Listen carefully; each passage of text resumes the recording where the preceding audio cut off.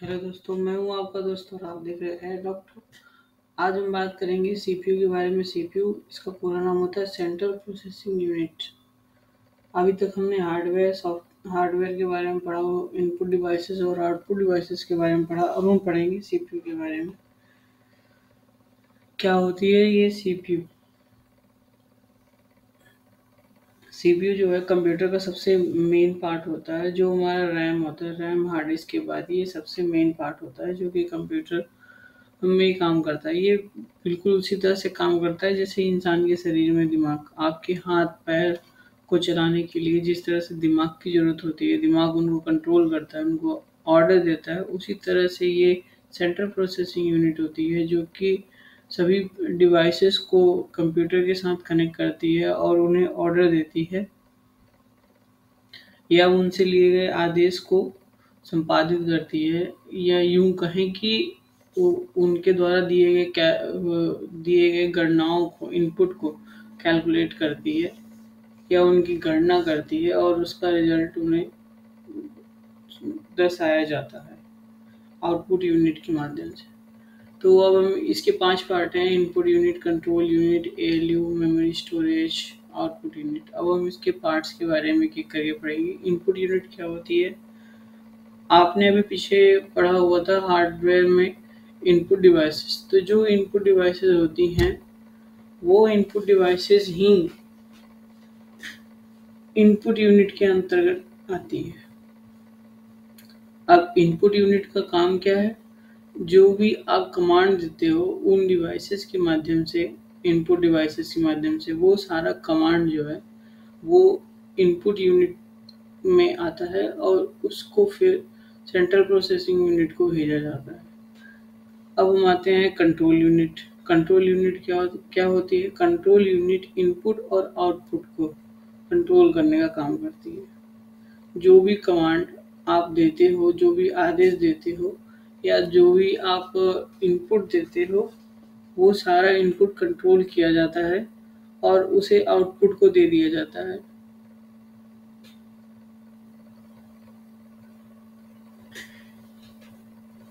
मैं आपको एक उदाहरण के माध्यम से समझाना चाहता हूँ। जैसे कि आप अभी करंट में मेरी वीडियो देख रहे हो, तो जो वीडियो आप देख रहे हो, चाहे जिस डिवाइस में देख रहे हो, कंप्यूटर में या मोबाइल में, तो ये वीडियो इंटरनेट से पहले डाउनलोड हो रही है आपके रैम में और रैम से फिर कंट्रोल यूनिट को जा रही है। कंट्रोल यूनिट उसे जो है आउटपुट यूनिट को दे देता है। ठीक है, तो बेसिकली इसका काम यही है। आउटपुट यूनिट मतलब आपकी स्क्रीन को दे देता है, फिर आपकी स्क्रीन पे वो वीडियो चल रही होती है। अब हम आते हैं अर्थमेटिकल लॉजिक यूनिट के बारे में। अर्थमेटिकल लॉजिक यूनिट क्या होती है?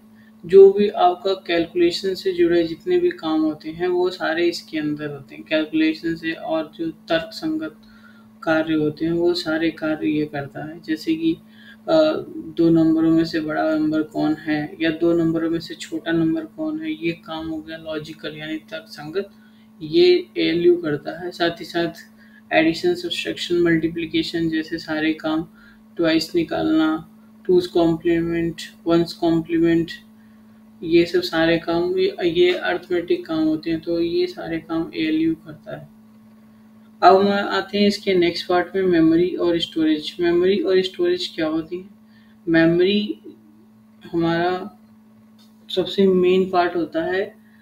ये मेमोरी सिर्फ प्रोसेसर के द्वारा यूज़ की जाती है, यानी सेंट्रल प्रोसेसिंग यूनिट, यूँ कहें तो सेंट्रल प्रोसेसिंग यूनिट के द्वारा ही यूज़ होती है। जो भी आपका डेटा होता है, जो एएलयू से अरिथमेटिक ऑपरेशन करने के बाद जो भी टेम्परेरी रिजल्ट होता है, वो सारा हम मेमोरी में स्टोर करते हैं। या जो हम इनपुट देते हैं वो इनपुट अगर एएलयू को देना है तो उसे भी मेमोरी में स्टोर किया जाता है। साथ ही साथ सेंट्रल प्रोसेसिंग यूनिट जो भी इनपुट डिवाइसेस से वीडियो वगैरह या कोई डेटा पास करती है इनपुट डिवाइसेस से, तो अगर कंपाइलेशन का काम करना है यानी एएलयू से कुछ अरिथमेटिक ऑपरेशन करना है तो कंट्रोल प्रोसेसिंग उसे मेमोरी में डाल देती है। तो ये मेमोरी में स्टोर रहता है। फिर बाद में जब एएलयू की रिक्वायरमेंट होती है तो वो मेमोरी से ले लेता है। मेन काम इसका है डेटा को होल्ड करना और रिजल्ट को होल्ड करना। फिर उसके बाद जब कंट्रोल यूनिट या एलयू को रिक्वायर्ड होती है तो वो पास करता है। अगर एलयू को रिक्वायर्ड होगी तो उसे पास करेगा for the arithmetic logic operation के लिए। अगर कंट्रोल यूनिट को रिक्वायर्ड होगी तो ये मेमोरी से डेटा कंट्रोल यूनिट को पास होगा फॉर आउटपुट डिवाइसेस के लिए, यानी कि आउटपुट यूनिट में। अब हमारा लास्ट है आउटपुट यूनिट। आउटपुट यूनिट क्या होता है? जो भी हमारी आउटपुट डिवाइसेस हैं जैसे मॉनिटर, प्रिंटर, ये सारी आउटपुट डिवाइसेस इसी आउटपुट यूनिट के थ्रू कनेक्ट होती हैं सीपीयू से। तो जो भी यहाँ पे इनपुट वो कंपाइल करता है या इनपुट कंट्रोल यूनिट के द्वारा, जो भी इनपुट कंट्रोल यूनिट के द्वारा आउटपुट यूनिट को दिया जाता है वो सारा आउटपुट डिवाइसेस पे ही जाता है और उन्हीं के थ्रू हमें डिस्प्ले होता है प्रिंटर के माध्यम से। जैसे कोई हमने प्रिंट कमांड दिया, कोई टेक्स्ट है उसे प्रिंट करना है तो हम उसे इनपुट यूनिट को देंगे, इनपुट यूनिट उसे कंट्रोल यूनिट को देगी और कंट्रोल यूनिट फिर जो है आउटपुट डिवाइसेस को दे देगा। आउटपुट डिवाइसेस को कैसे देगा? आउटपुट यूनिट में देगा और आउटपुट यूनिट अब उसे आउटपुट डिवाइसेस को दे देगी तो हमें फाइनल एक प्रिंट मिल जाता है। तो इस तरह से हमारा सीपीयू काम करता है। अब मैं आपको फिगर के माध्यम से बताता हूँ। ये देखिए, यहाँ पे आपको input unit, control unit, arithmetic logic unit, memory और आउटपुट। तो मान लीजिए कि आपकी input devices keyboard, mouse, printer, फिर कीबोर्ड, माउस, जॉयस्टिक वगैरह सारी इनपुट डिवाइसेस हैं। इनसे जो भी इनपुट आता है वो यहाँ आता है इनपुट यूनिट में। फिर ये इनपुट यूनिट कंट्रोल यूनिट को दिया जाता है। कंट्रोल यूनिट ये देखती है कि इस पे क्या करना है। अगर उसको कोई अर्थमेटिक ऑपरेशन करना है तो वो इसे अर्थमेटिक ऑपरेशन यूनिट को दे देती है, अदरवाइज वो इसको सीधे आउटपुट यूनिट को दे देती है।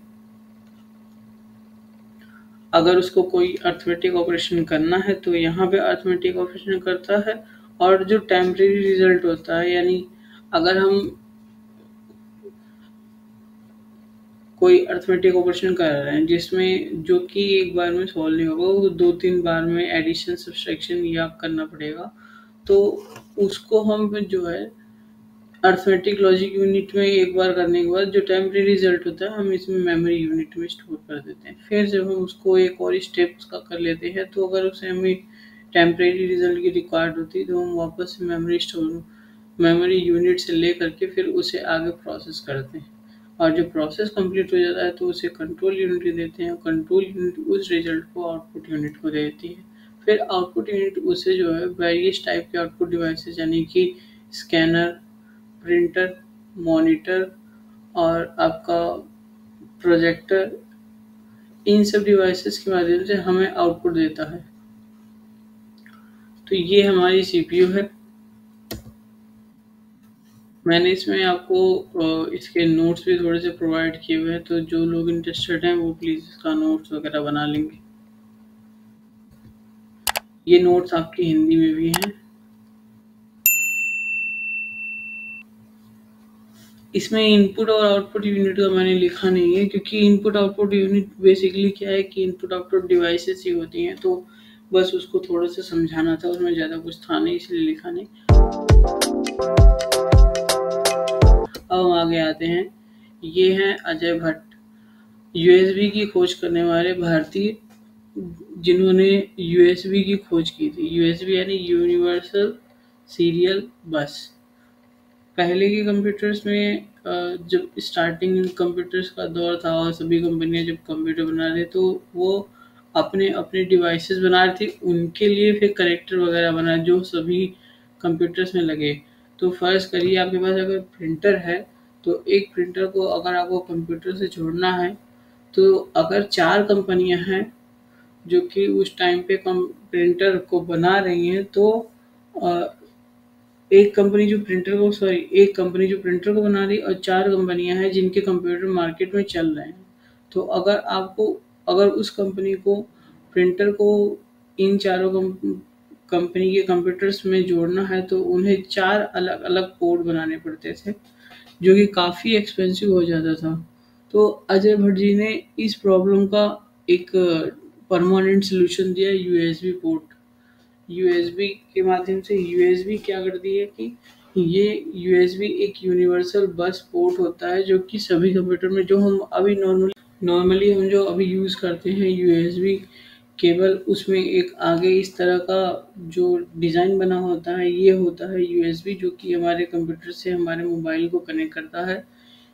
ये पहले स्टार्टिंग में जो कंपनियां थी, 5-6 कंपनियां, जैसे आपकी हो गई, माइक्रोसॉफ्ट हो गई, जो कि कंप्यूटर बनाया करती थी। आप उसके बाद एप्पल अपने कंप्यूटर्स खुद ही बनाया करती थी। तो इस तरह की कंपनियां थी। इनके जो है अलग-अलग पोर्ट हुआ करते थे सारे डिवाइसेस के लिए। तो एक प्रिंटर के लिए 8-9 पोर्ट हो जाते थे। तो वो पोर्ट फिर वो तार ही थोड़ा अजीब-सा हो जाता था। आपको शायद याद हो, कुछ समय पहले एक चार्जर आया हुआ था, जिसमें सभी मोबाइल को चार्ज करने के लिए पोर्ट थे।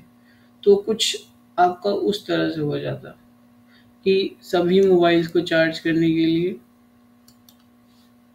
पोर्ट हो जाते।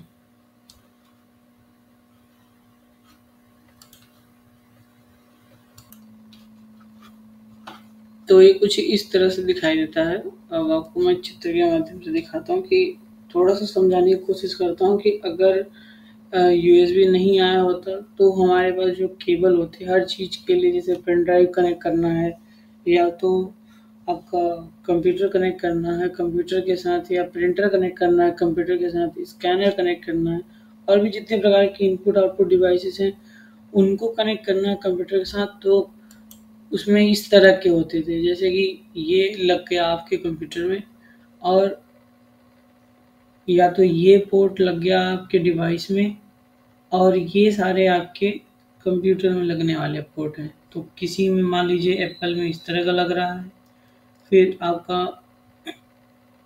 एलजी में इस तरह का लग रहा है, फिर आपका विप्रो में इस तरह का लग रहा है, फिर आपका सैमसंग में ये, डेल में ये, और बाकी जितने भी डिवाइसेस हैं और बाकी जितने भी कंप्यूटर्स हैं उनमें ये अलग-अलग पोर्ट लग रहे हैं।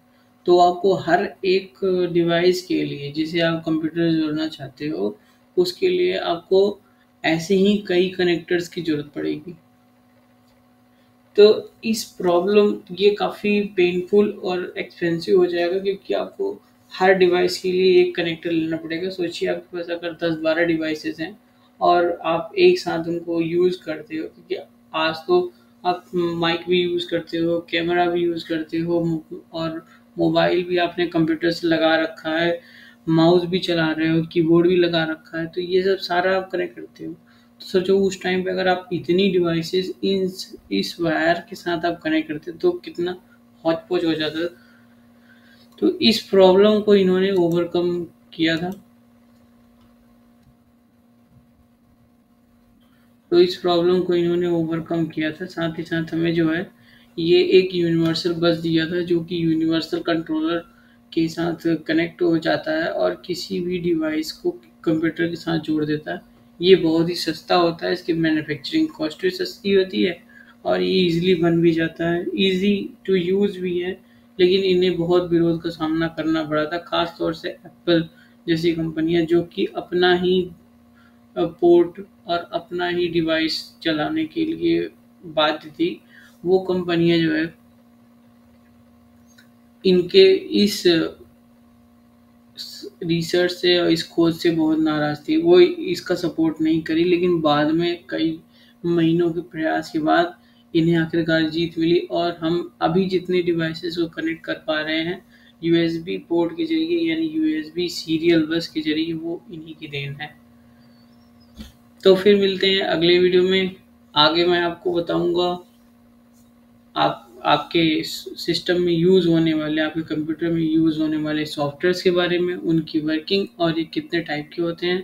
तो प्लीज़ वीडियो पे बने रहिए और चैनल को लाइक शेयर सब्सक्राइब करते रहिए, वीडियो को लाइक शेयर सब्सक्राइब करते रहिए। और आपको जो भी वीडियो मैं पीछे वाली वीडियो है और आगे जो आने वाली वीडियो है, वो सारी वीडियो मैं आई बटन पे टाइम टू टाइम लिंक करता रहता हूँ। तो अगर आप कोई वीडियो आपसे छूट गई तो या तो आई बटन से आप देख लो, नहीं तो आप प्लेलिस्ट में जा कर के देख सकते हो। तो व्यस्त रहें, मस्त रहें और लाइक शेयर सब्सक्राइब करते रहें। धन्यवाद।